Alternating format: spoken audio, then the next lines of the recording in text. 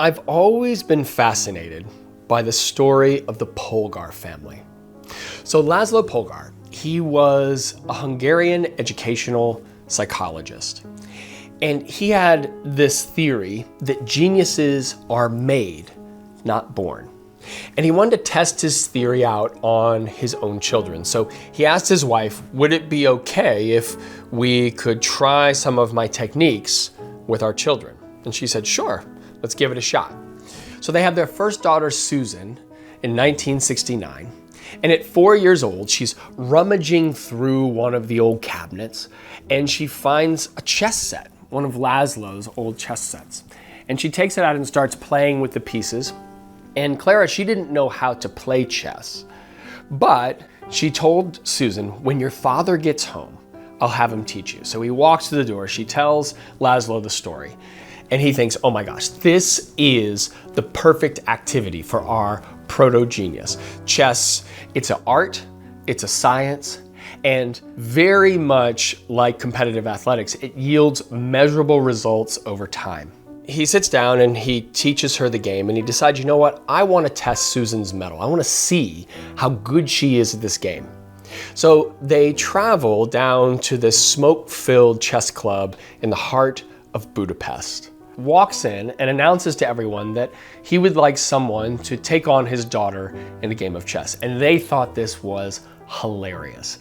They couldn't stop laughing about it. And eventually one of them said, sure, I'll take her on. And so they play a game of chess, and within 4 minutes, he has been bested by this little girl. I mean, absolutely crushed, and he can't believe it. And she literally reaches out her hand across the chess table to shake his hand because that's what Lazlo had taught her to do as a sign of respect. He couldn't believe that he had been bested by a 4-year-old. And Lazlo, who was really impressed with the results, decided, okay, well, what I want to do is I want to see kind of how good she is, and entered her into 11 and under citywide girls tournament. And she won with a perfect score. Eventually, they ended up with 2 more daughters. The middle child, Sophia, the youngest child was Judit. Both of them followed in their sister's footsteps and became avid chess players. In 1985, they travel to New York City for a chess tournament. And all the girls, they drew a lot of attention. But the one who garnered the most gawkers was 9-year-old Judit, who took on 5 opponents at the exact same time and beat them all blindfolded. At the age of 21, in 1991, Susan became the first female player ever to be given the designation of Grand Master. The title of Grand Master is given by the International Chess Federation to all of the top players in the world. And her sister Judit would soon follow that same year at the age of 15. A Grandmaster has anywhere from 20,000 to 100,000 configurations of the board memorized. With a mere glance at the board, they are able to determine what they think the outcome of a particular set of plays will be.